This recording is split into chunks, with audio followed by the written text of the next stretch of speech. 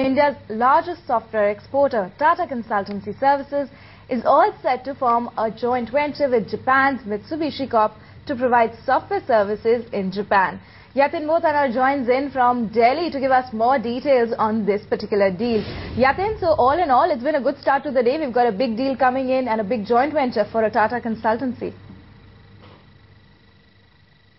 Yes, of course, this is a very big joint venture as far as Tata Consultancy Services is concerned. Now, let me take you to the deal dynamics. TCS will form a joint venture with Mitsubishi Corp, and this joint venture will be formed with a capital of 350 million yens. Now, TCS will hold a 60% stake in this joint venture, whereas the remaining 40% will be held by Mitsubishi Corp. And what we also understand is that this joint venture will only cater to the Japanese market. So this joint venture between TCS and Mitsubishi, that unit will cater only for the software services market for the Japanese company. So this is a Japanese focus area, I would like to call, as far as the TCS joint venture with Mitsubishi is concerned.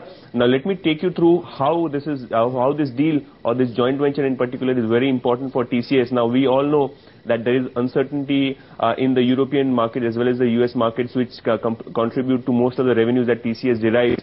TCS only derives close to 6 to 7% revenues from the Asia Pacific region and has an exposure of less than 1% in the Japanese markets.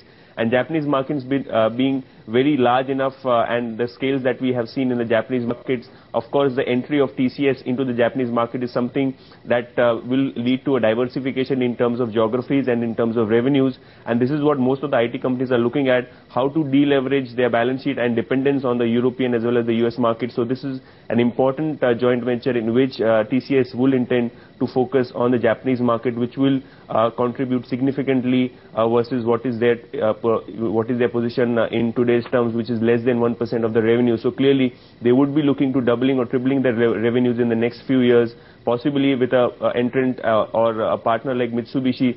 They will have a competitive advantage over the competition in Japan.